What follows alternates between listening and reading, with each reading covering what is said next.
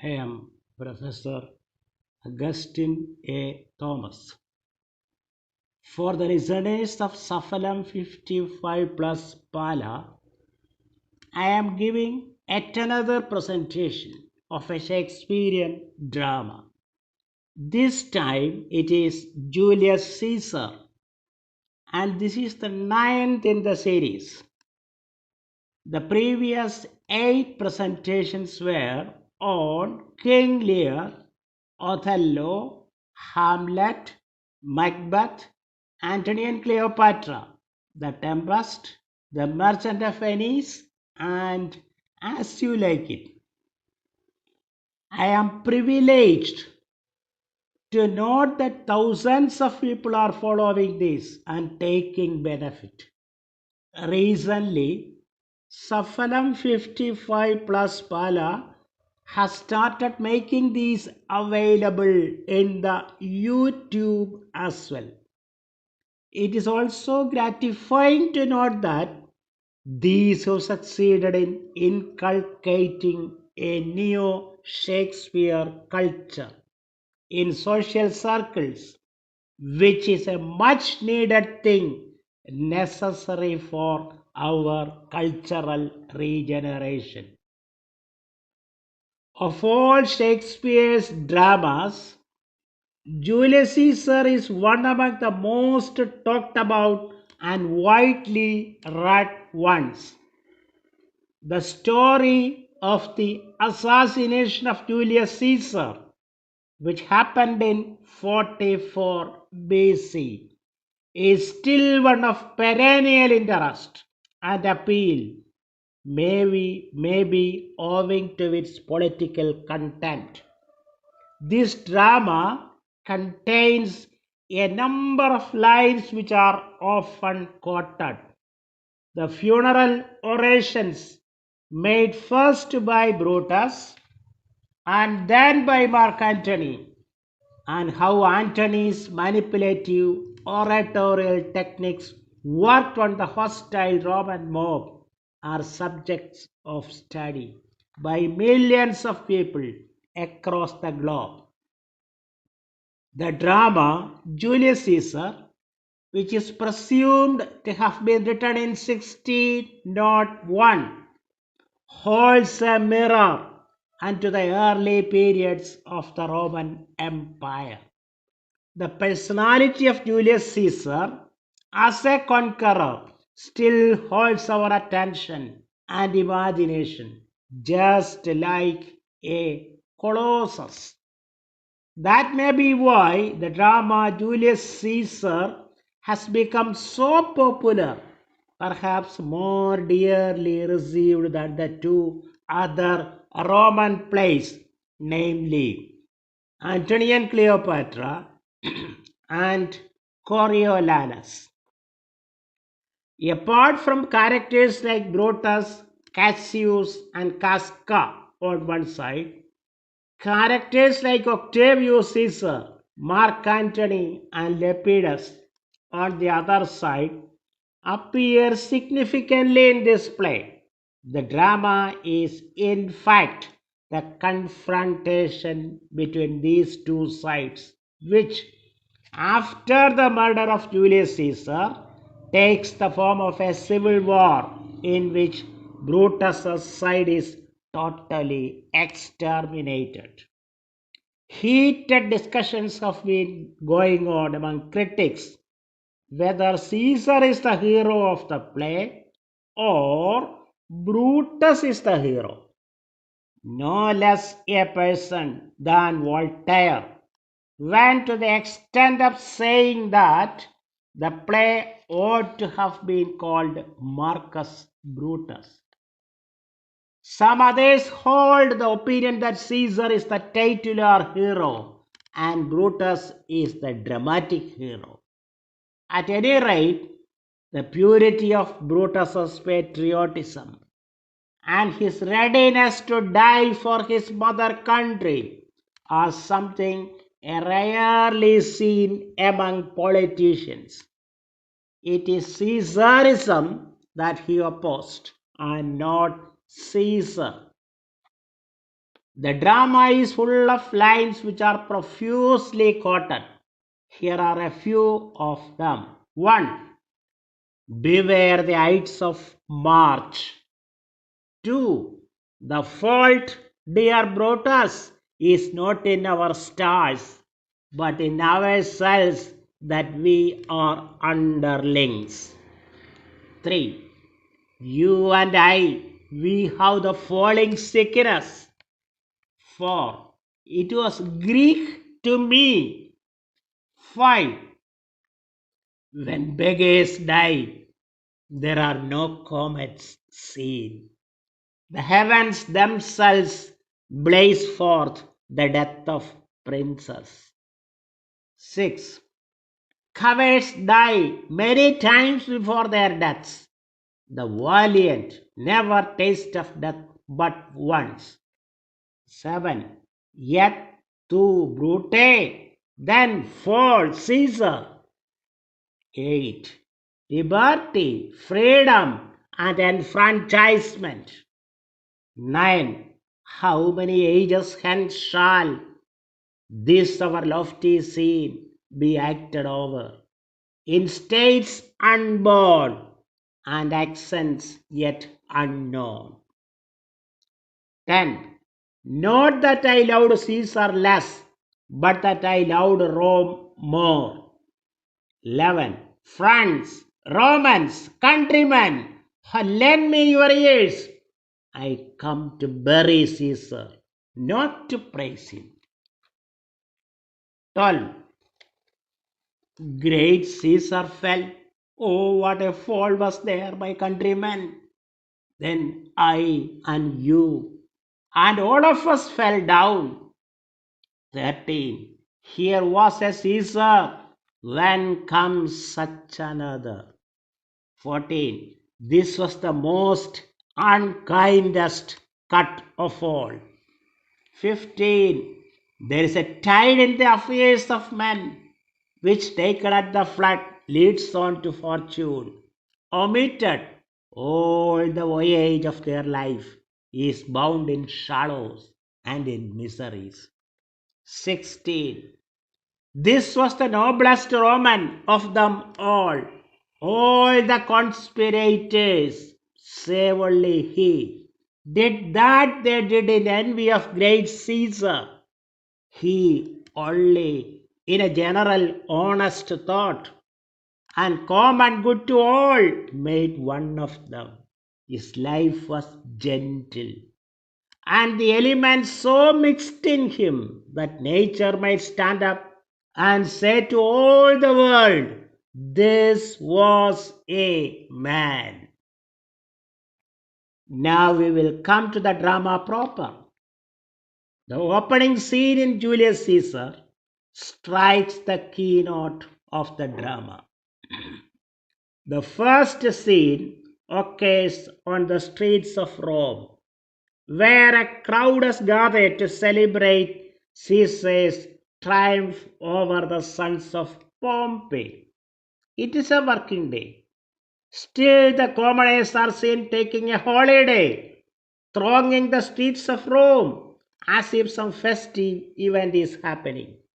In 45 BC, Caesar defeated the sons of Pompey, Pompey the Great in Spain.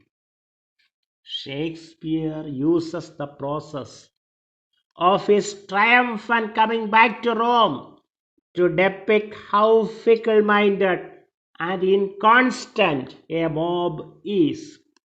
This same mob had previously assembled in these streets to see great Pompey passing through after some victory. The opening scene of a Shakespearean tragedy usually serves as a keynote of the play by revealing to us the forces which tend to produce the tragedy. It also gives the audience ample information to enable it to anticipate the ensuing events. Romeo and Juliet opens with a street fight. Julius Caesar and Coriolanus opened with a crowd in commotion. The value of the opening scene in Julius Caesar is twofold. It indicates that though Caesar has jealous enemies among the official classes, he is the darling of the crowd. It also illustrates the fickleness of the mob, a point which will be made clear on the occasion of Mark Antony's great speech. This day was one in which the feast of Lupercal was celebrated in Rome. The opening scene also summarizes recent events and shows Caesar's growing power. The crowd, which had once shown enormous adulation towards Pompey, has now forgotten him, and it hails the victory of Pompey's conqueror. Julius Caesar is a play about the dominance of Caesar's spirit. The opening scene manages to establish this dominance with a magnificent clarity. There is also a fear of pending doom for Caesar, though there is hope as well that Caesar the man can be killed, but not Caesar's spirit. Act 1 Scene 2 is very important. Here the theme of the play is rightly fixed. In this scene, we see Caesar, Antony, and Caesar's wife, Calphurnia, entering for the course because it is a feast of Lupercalia and there is going to be a grand procession. On the way, a soothsayer approaches Caesar and tells thus, "Beware the Ides of March." The Ides of March falls on 15th. Caesar simply dismisses the saying of the soothsayer, calling him just a dreamer. Brutus and Cassius were also in the procession. Now they stand aside and converse. Cassius asks Brutus why nowadays he is too serious.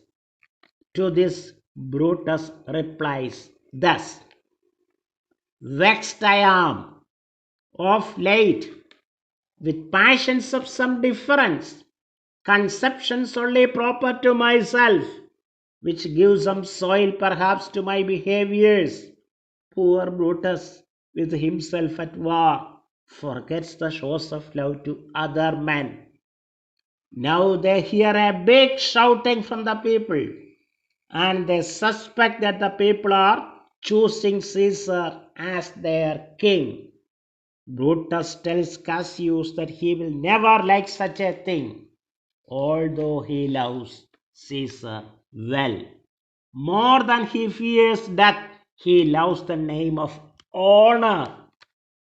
Cassius clutches at the word honor and adds that honor is the subject of his story. Cassius gives a detailed explanation of how it is.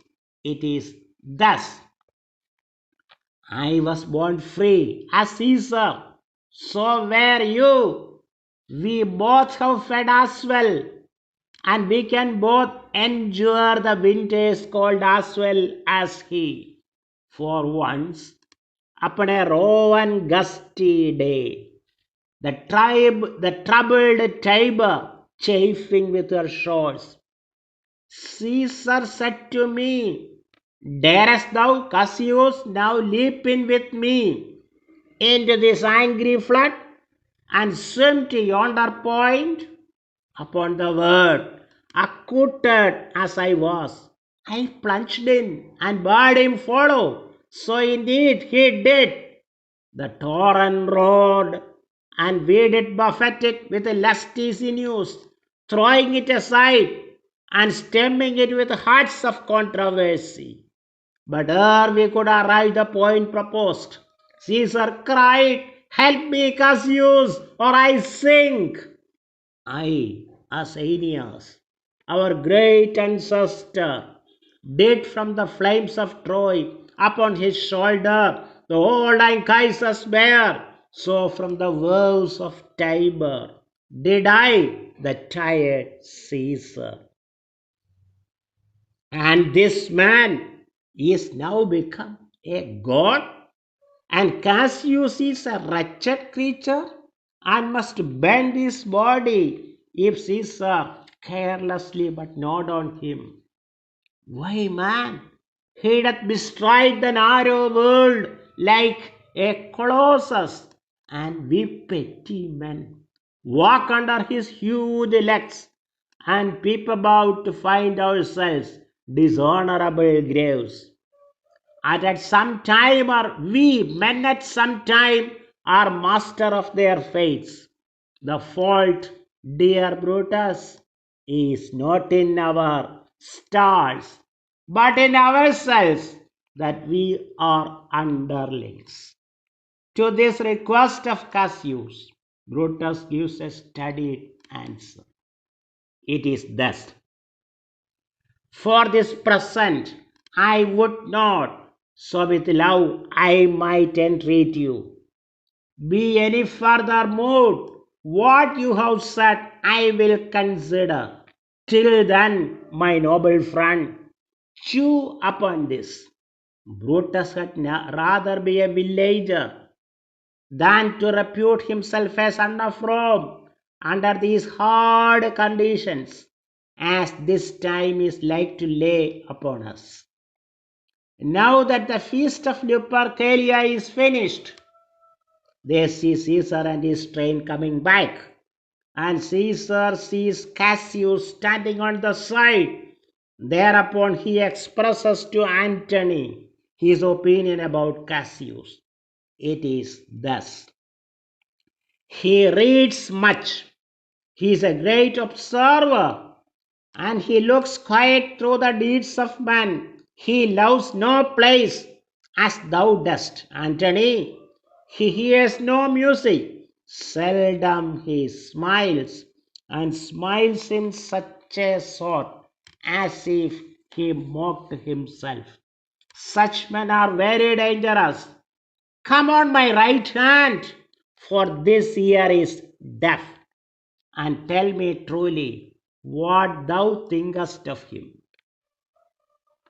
Brutus and Cassius pluck Casca by the sleeve and ask him to tell them what all happened in Caesar's majestic procession. Please listen to their conversation. Casca, why?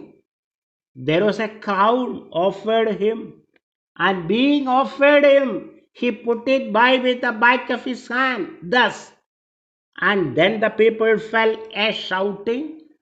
Brutus, what was the second noise for?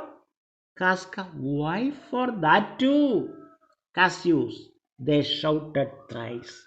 What was the last cry for? Casca, why for that too? Brutus, was the crown offered him thrice? Casca, hey, Mary, was it? And he put it by thrice, every time gentler than the other. And at every putting by, mine honest neighbor shouted, Cassius, who offered him the crown? Casca, why, Antony? Casca also reports that right in the marketplace, Caesar fainted and fell down, for Caesar was long suffering from epileptic fits. Hearing this, Brutus speaks thus: it is very like he hath the falling sickness. Cassius modifies the statement of Brutus and adds thus: no, Caesar hath it not, but you and I, and honest Casca, we have the falling sickness. Act 1, Scene 3 is set in the background of thunder and lightning. Enter Casca and Cicero the senator meeting. Casca asked Cicero a question. It is thus: Are you not moved when all the sway of earth shakes like a thing uniform?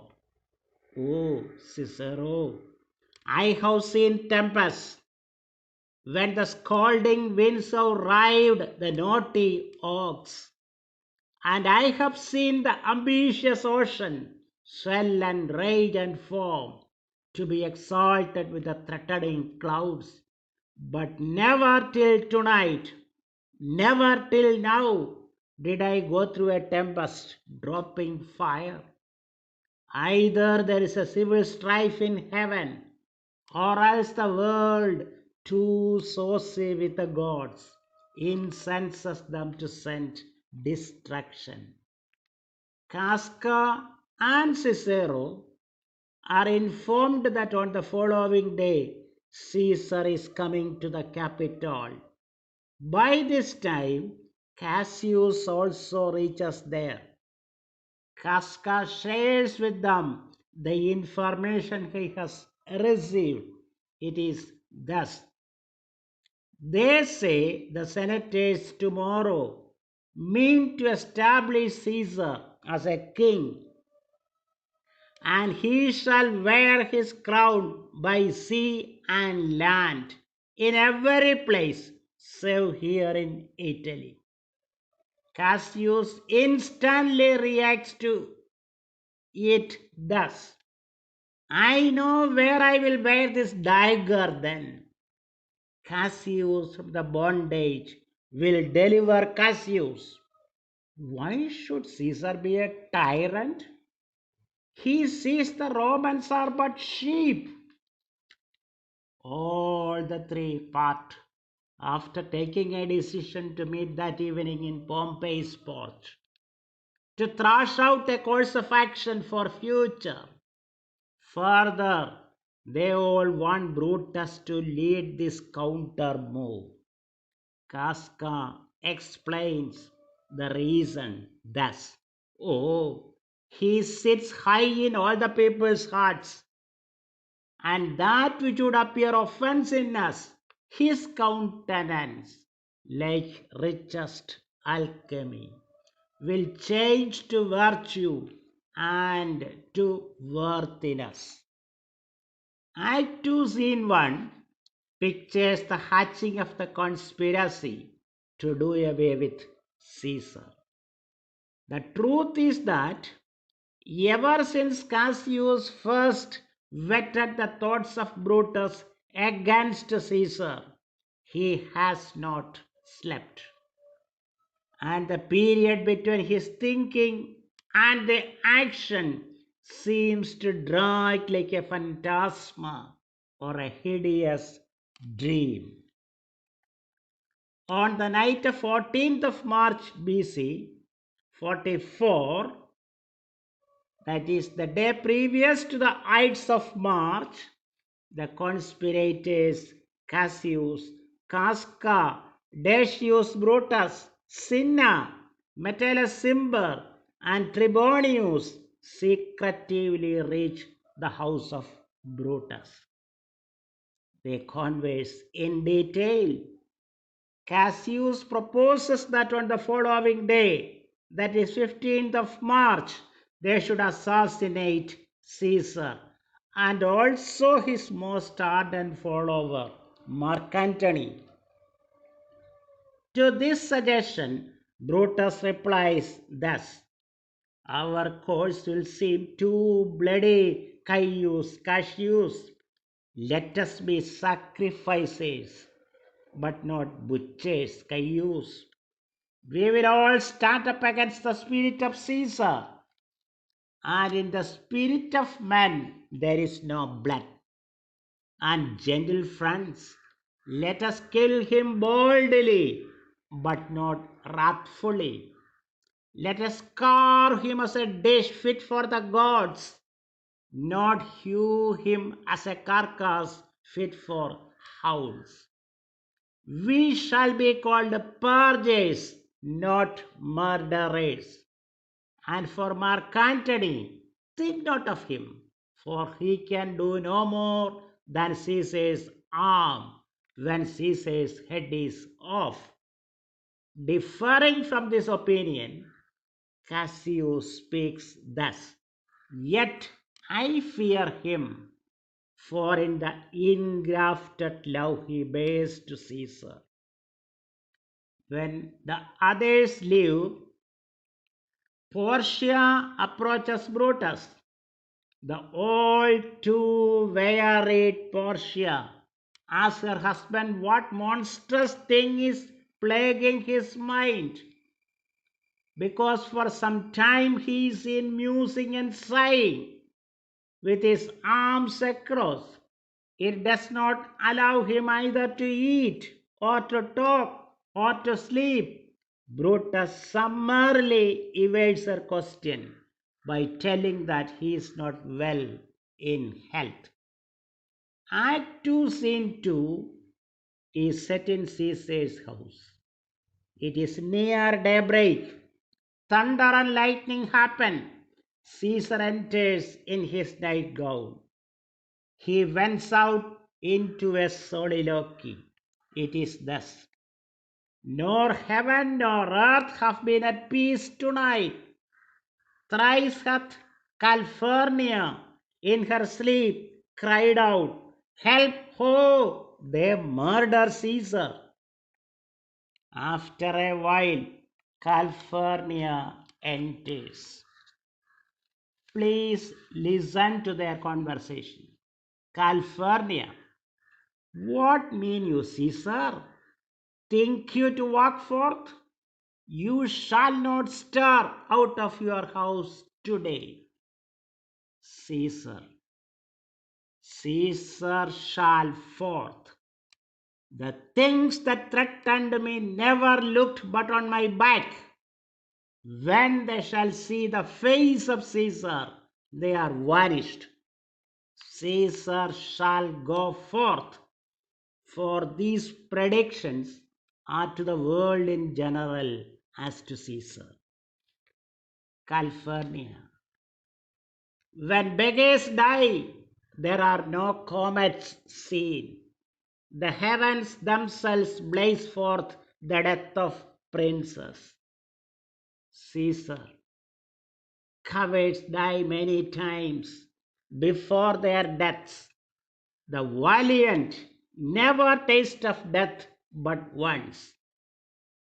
Here we see an overconfident, defiant, and rather incorrigible Caesar. He has a self-assurance that he is an extraordinary creation, and hence his doom. In Act 2, Scene 3, we see Artemidorus, who is a teacher of rhetoric, trying to warn Caesar about a conspiracy being hatched against him, about which he has already got some sure clues. He has prepared a letter regarding this, and he decides to take a position on the way to Capitol so that he can hand over the same, if at all he gets a chance. Artemidorus reads the letter. It is thus: Caesar, beware of Brutus. Take heed of Cassius. Come not near Casca. Have an eye to Cinna. Trust not Trebonius. Mark well Metellus Cimber. Decius Brutus loves thee not. Thou hast wronged Caius Ligarius. There is but one mind in all these men, and it is bent against Caesar. If thou beest not immortal, look about you. Security gives way to conspiracy. The mighty gods defend thee, thy lover, Artemidorus. Act 3, Scene 1 is the one in which depicts the assassination. The scene is laid before the Capitol, where the Senate assembles. Enter Caesar, Brutus, Cassius, Casca, Decius Brutus, Metellus, Trebonius, Cinna, Antony, Lepidus, Popilius, Publius, and the soothsayer. Caesar states that the Ides of March are come. Therefore he goes up to the Senate house, the rest following. People are going on giving petitions to him regarding their needs.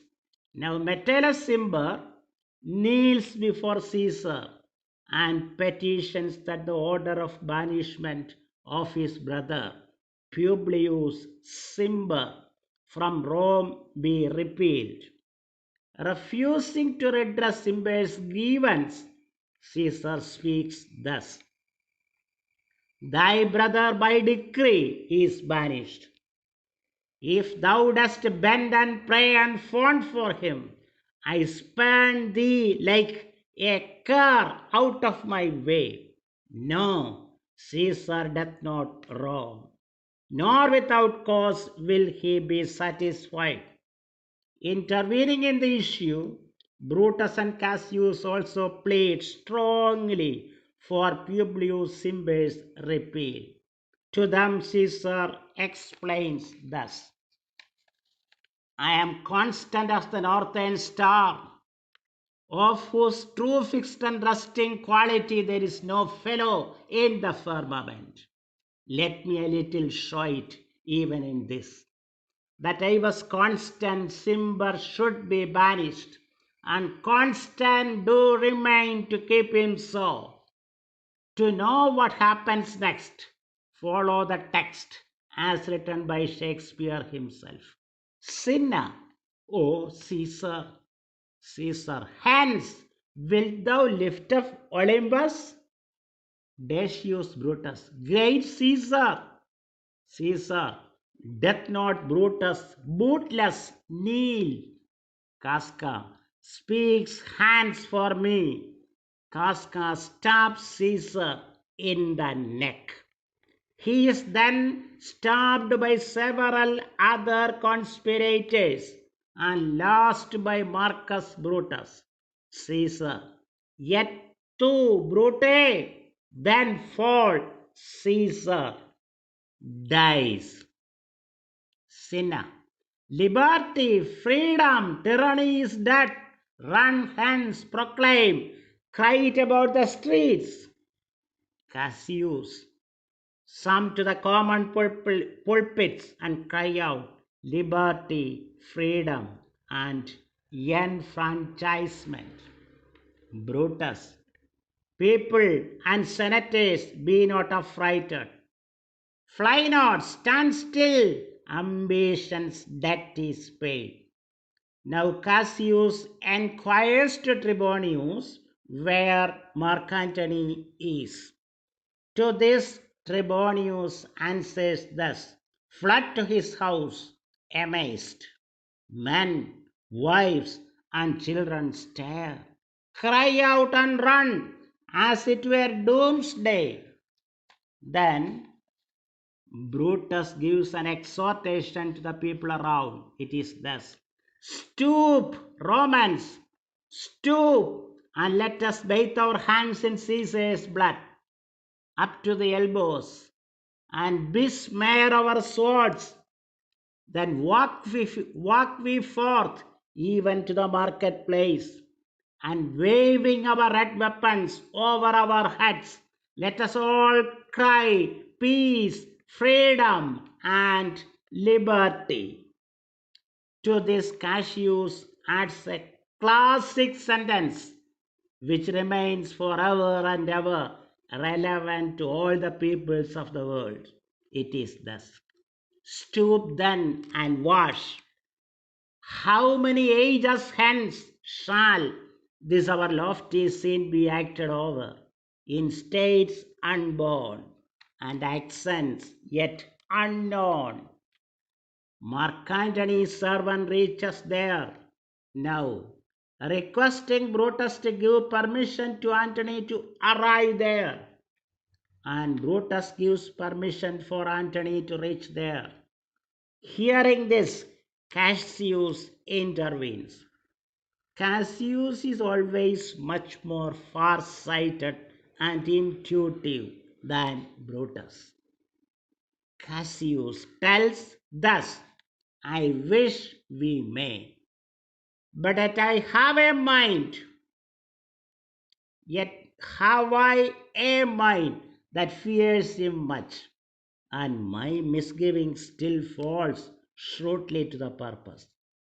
Instantly, Antony is seen arriving there.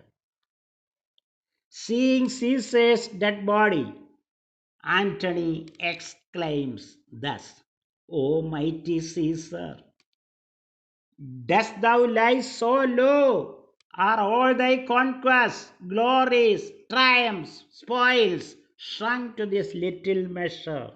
Fare thee well.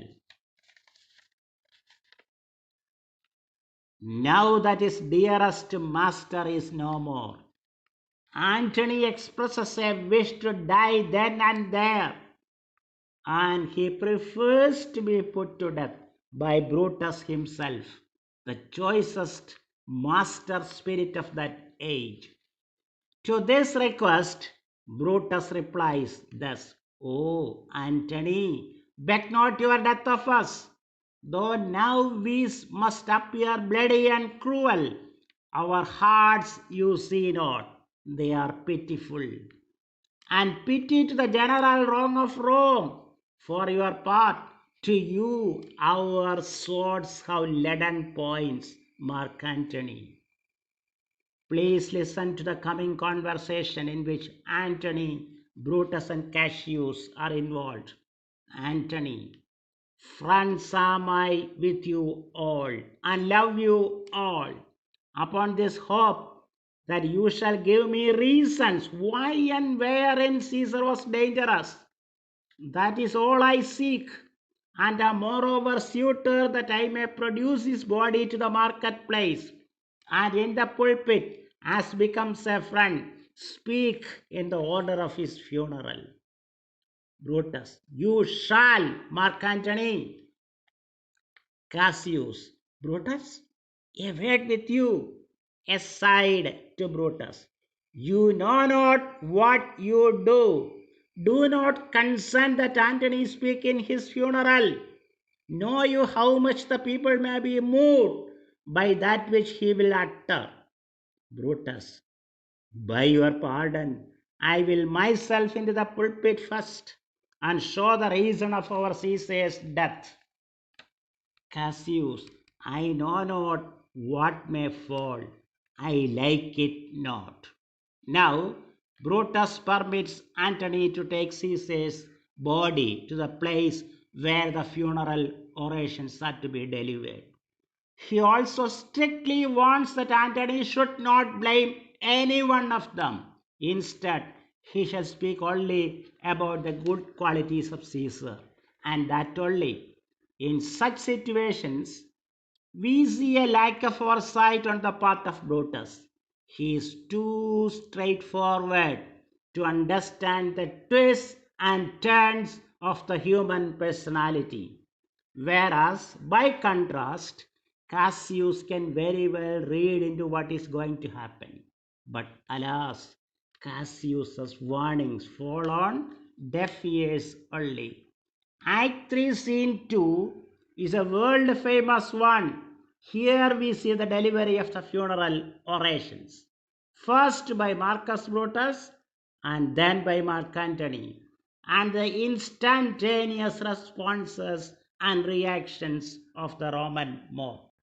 The following is the text of the two speeches, exactly as given by Shakespeare. Brutus, be patient till the last. Romans, countrymen, and lovers, hear me for my cause, and be silent, that you may hear.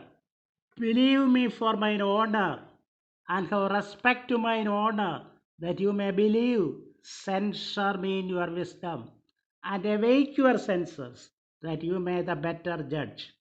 If there be any in this assembly any dear friend of Caesar's. To him I say that Brutus's love to Caesar was no less than his. If then that friend demand why Brutus rose against Caesar, this is my answer. Not that I loved Caesar less, but that I loved Rome more. Had you rather Caesar were living and die all slaves, than that Caesar were dead to live all free men? As Caesar loved me, I weep for him. As he was fortunate, I rejoice at it. As he was valiant, I honor him. But as he was ambitious, I slew him. There is tears for his love, joy for his fortune, honor for his valor, and death for his ambition. Who is here so base that be a bondman? If any, speak, for him have I offended. Who is there so rude that would be a Roman? If any, speak, for him have I offended. Who is there so vile that will not love his country? If any, speak, for him have I offended. I pause for a reply. All. None, Brutus, none, Brutus. Then none have I offended. I have done no more to Caesar than you shall do to Brutus. The question of his death is enrolled in the Capitol, his glory not extenuated, wherein he was worthy, nor his offences enforced, for which he suffered death. Enter Mark Antony with Caesar's body. Here comes his body mourned by Mark Antony, who, though he had no hand in his death, shall receive the benefit of his day, a place in the commonwealth, as which of you shall not? With this I depart, that as I slew my best lover for the good of Rome, I have the same dagger for myself, when it shall please my country to need my death. All, live Brutus, live, live. First citizen, bring him with a triumph home and to his house. Second citizen, give him a statue with his ancestors. Third citizen, let him be Caesar. Fourth citizen, Caesar's better parts shall be crowned in Brutus. First citizen, we will bring him to his house with shouts and clamors. Brutus, my countrymen. Second citizen, peace, silence. Brutus speaks. First citizen, peace. Oh, Brutus, good countryman, let me depart alone. And for my sake, stay here with Antony. Do grace to Caesar's corpse, and grace his speech tending to Caesar's glories, which Mark Antony, by our permission, is allowed to make. I do entreat you, not a man depart, save I alone, till Antony have spoke. Exit. First citizen, stay, ho, and let us hear Mark Antony. Third citizen, let him go up into the public chair. We will hear him. Noble Antony, go up. Antony, for Brutus' sake, I am beholding to you. Goes up to the rostrum. Fourth citizen, what does he say of Brutus? Third citizen, he says, for Brutus' sake, he finds himself beholding to us all. Fourth citizen, it were best he speaks no harm of Brutus here. First citizen, this Caesar was a tyrant. Third citizen, nay, that is certain. We are blessed that Rome is rid of him. Second citizen, peace. Let us hear what Antony can say. Antony, you gentle Romans. All, peace. Oh, let us hear him. Antony, friends, Romans, countrymen, lend me your ears. I come to bury Caesar, not to praise him. The evil that men do lives after them. The good is oft interred with their bones. So let it be with Caesar. The noble Brutus had told you Caesar was ambitious. If it were so, it was a grievous fault, and grievously hath Caesar answered it, here under leave of Brutus and the rest. For Brutus is an honorable man. So are they all honorable men. Come I to speak in Caesar's funeral. He was my friend, faithful and just to me, but Brutus says he was ambitious. And Brutus is an honorable man. He hath brought many captives home to Rome, whose ransoms did the general coffers fill. Did this in Caesar seem ambitious? When that the poor have cried, Caesar hath wept. Ambition should be made of sterner stuff. Yet Brutus says he was ambitious, and Brutus is an honorable man. You all did see that on the Lupercal. I thrice presented him a kingly crown, which he did thrice refuse. Was this ambition? Yet Brutus says he was ambitious, and sure he is an honorable man. I speak not to disprove what Brutus spoke, but here I am to speak what I do know. You all did love him once, not without cause. What cause withholds you then to mourn for him? O judgment, thou art fled to brutish beasts, and men have lost their reason. Bear with me, my heart is in the coffin there with Caesar, and I must pause till it come back to me. First citizen, methinks there is much reason in his sayings. Second citizen, if thou consider rightly of the matter, Caesar has had great wrong. Third citizen, has he, masters? I fear there will be a worse come in his place. Fourth citizen, mark you his words. He would not take the crown. Therefore it is certain he was not ambitious. First citizen, if it be found so, some will dare abide it. Second citizen, poor soul, his eyes are red as fire with weeping. Third citizen, there is not a nobler man in Rome than Antony. Fourth citizen, now mark him, he begins again to speak. Antony, but yesterday the word of Caesar might have stood against the world. Now lies he there, and none so poor to do him reverence.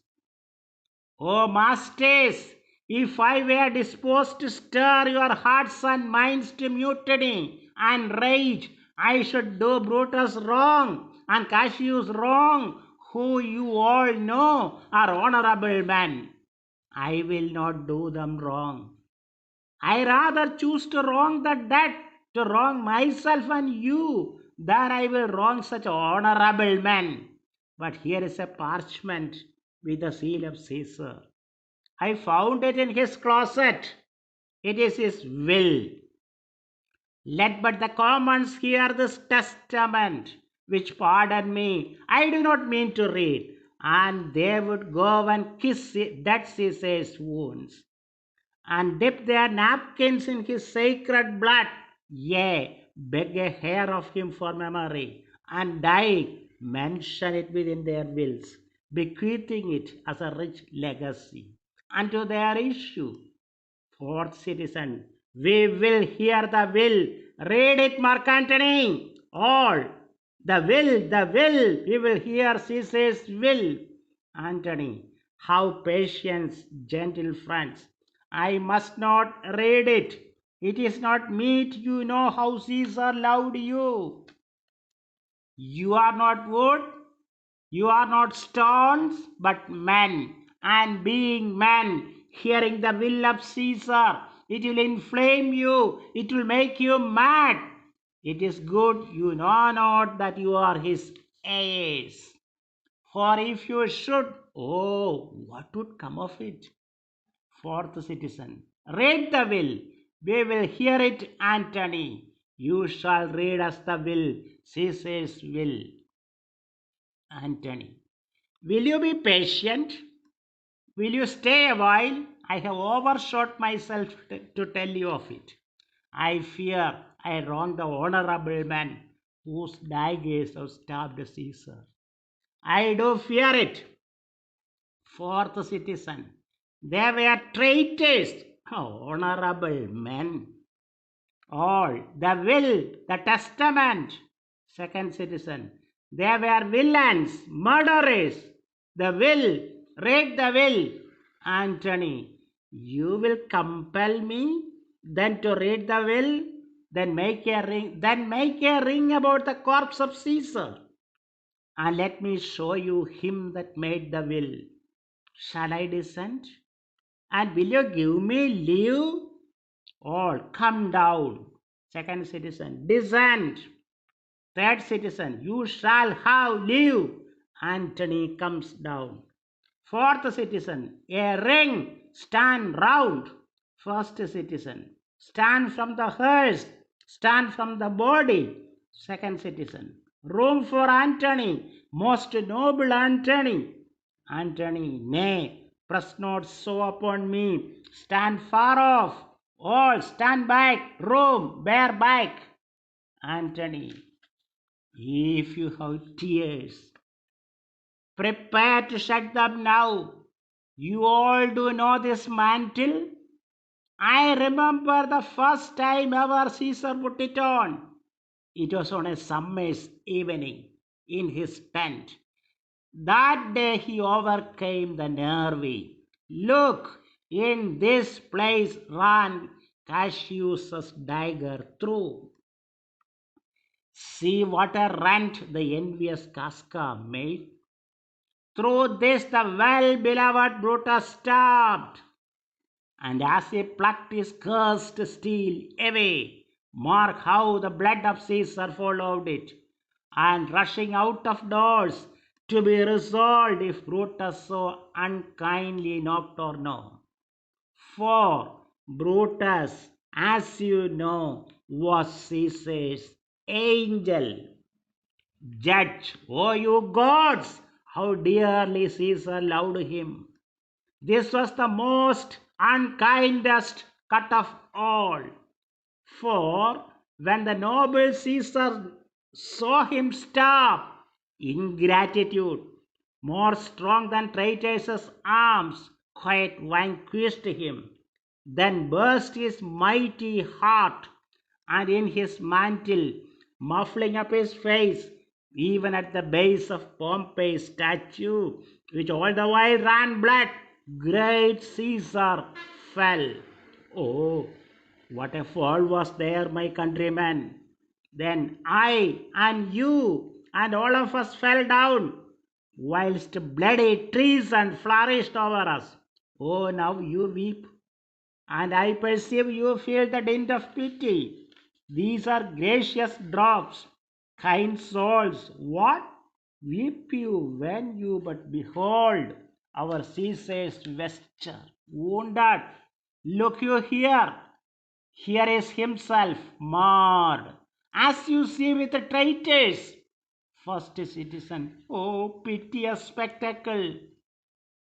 Second citizen, oh noble Caesar. Third citizen, oh woeful day. Fourth citizen, oh traitors, villains. First citizen, oh most bloody sight. Second citizen, we will be revenged.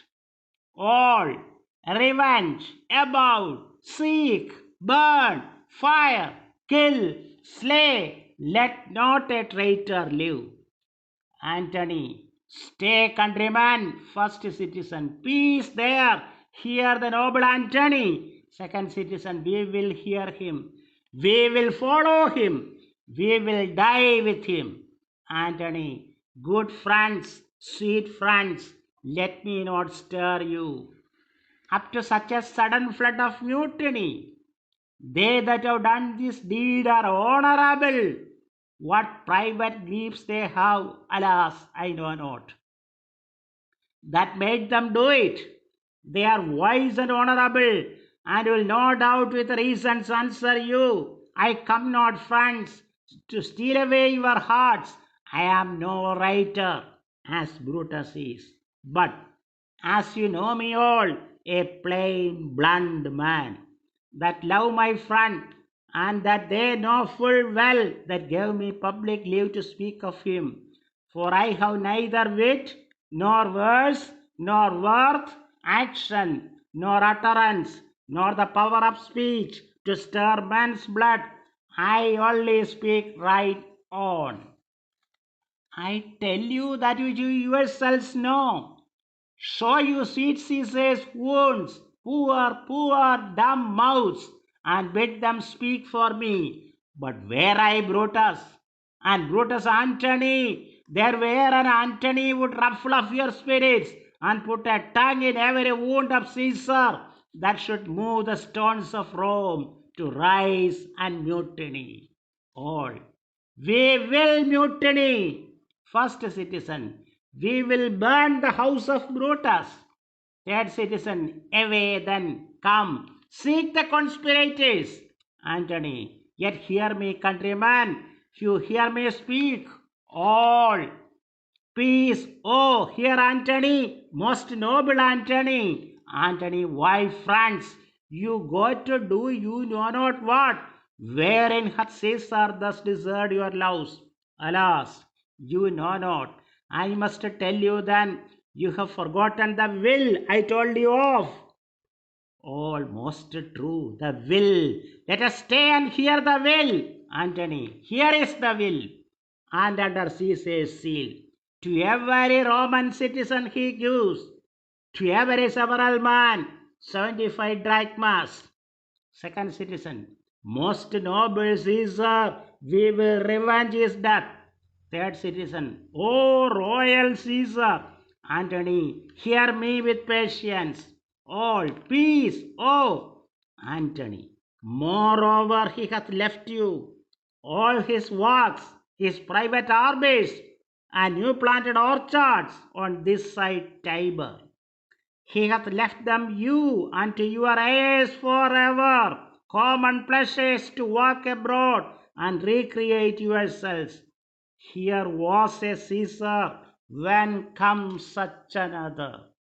First citizen, never, never, come, away, away. We will burn his body in the holy place, and with the brands fire the traitors' houses. Take up the body. Second citizen, go fetch fire. Third citizen, pluck down benches. Fourth citizen, pluck down forms, windows, anything. Exeunt citizens with the body. Antony, now let it work. Mischief, thou art afoot. Take thou what course thou wilt. A comparison and a contrast of these two speeches have been going on with heated animation among lovers of Shakespearean literature across the globe.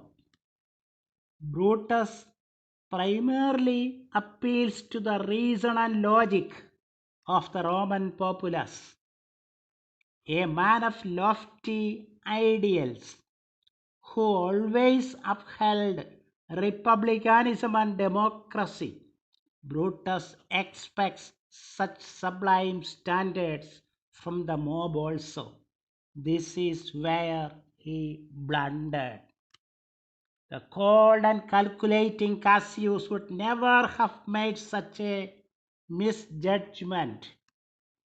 At the end of the short but crispy speech of his, Brutus wins over the audience completely to himself. His outright declaration, not that I loved Caesar less, but that I loved Rome more, appeals to their intellect. Then comes the speech of Mark Antony. He is a shrewd, calculated, and resourceful politician, well versed in histrionics. He knows well that the crowd he is facing is totally on the side of Brutus. Knowing well that he is dealing with an inflammable crowd, he begins with caution, stating that he has no desire to praise Caesar. Slowly, he shifts to the question of Caesar's alleged ambition and quotes instances which show that Caesar was not ambitious. His repeated reference that Brutus is an honorable man gradually clinches into the heads of people that he is meaning just the opposite. Thus, Antony completely wins over the crowd, both for himself and also for Caesar. In Act 3, Scene 3, we see a typical instance of how the rioting and rampaging mob behaves. They come across Cinna, the poet. The moment they hear that his name is Cinna, they question him with an intention of tearing him to pieces. Cinna's plea that he is Cinna the poet and not Cinna the conspirator, and that he is a well-wisher of Caesar, only falls on deaf ears, and he is murdered then and there. In Act 4, Scene 1, we see Antony, Octavius, and Lepidus forming an alliance. Act 4, Scene 2 depicts that some big distancing has happened between Brutus and Cassius, who are stationed now at Sardis, far away from Rome. Cassius feels that although he considers Brutus like a brother, he is wronged by him. Act 4, Scene 3 is laid within the tent of Brutus. Here Brutus and Cassius sit together to thrash out their differences. After all is said and done, both find out that the whole misunderstanding is born out of some communication lapses. Brutus confesses that he might have spoken harsh words, all because he was carrying a heavy heart, owing to the sudden death of his wife, Portia. Brutus describes the situation thus: impatient of my absence, and grief that young Octavius and Mark Antony have made themselves so strong. For with her death the tidings came. With this she fell distraught, and her attendants absent swallowed fire and died so. This moves Cassius too much. All discords are thereby buried deep. At this time, they receive news that Antony and Octavius are coming down upon them with a mighty power, bending their expedition towards Philippi. They are immensely shocked by the further news that Antony, Octavius, and Lepidus have put to death 100 senators.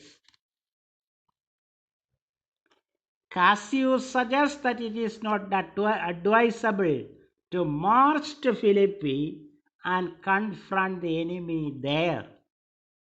Better wait for the enemies to seek them.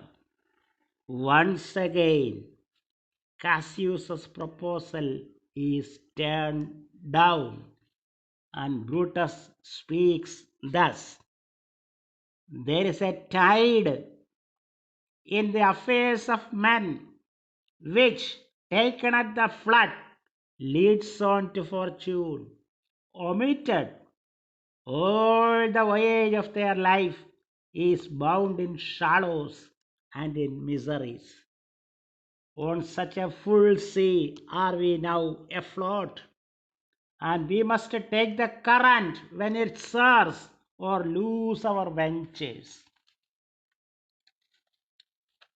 All issues being resolved, they part, and Brutus goes to sleep. When he lies in bed reclined, the ghost of Caesar appears before him, telling Brutus that the ghost is his evil spirit.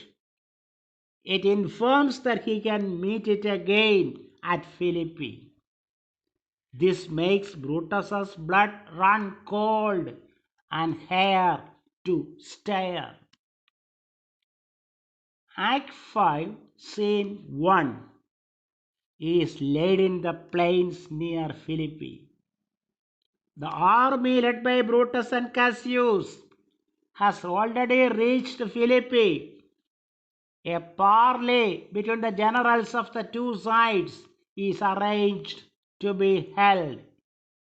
Thus the generals meet and they talk. Octavius declares that the 33 wounds inflicted on Caesar's body are to be avenged.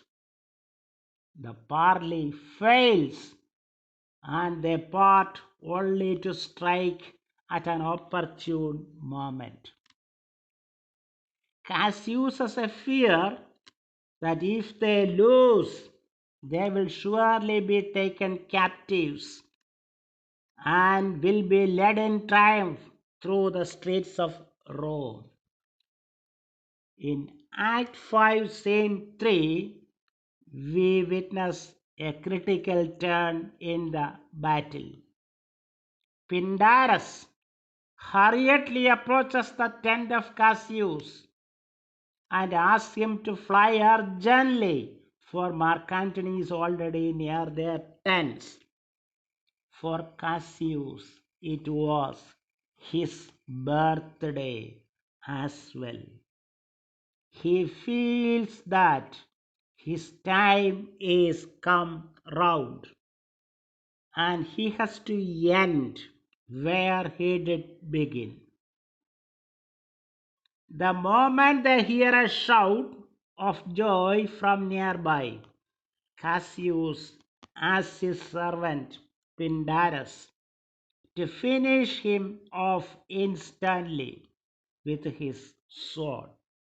The last words spoken by Cassius are thus: "Caesar, thou art revenged, even with the sword that killed thee." At this time, Messala rushes in with the good news that Octavius is overthrown by Brutus's power. They search for Cassius to give this good news, only to find his dead body, and they are all deeply saddened. Brutus is overwhelmed with emotions, and he bids farewell to Cassius, speaking thus: "The last of all the Romans, fare thee well. It is impossible that ever Rome should breed thy fellow. Though Octavius is overthrown by Brutus, the army on his side is very thin, because most of his soldiers have already been killed.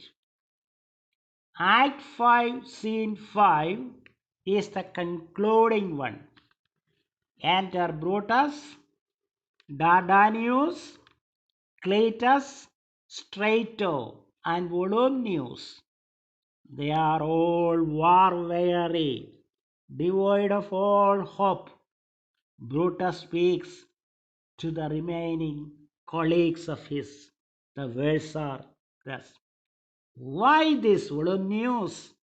The ghost of Caesar hath appeared to me two several times by night, at Sardis once, and this last night here in Philippi fields. I know my hour is come." The immensely patriotic and mighty Brutus asked Volumnius to hold his sword hilts so that he shall run on it. Volumnius expresses his unwillingness. Now they all hear the war cry of the fast approaching enemies.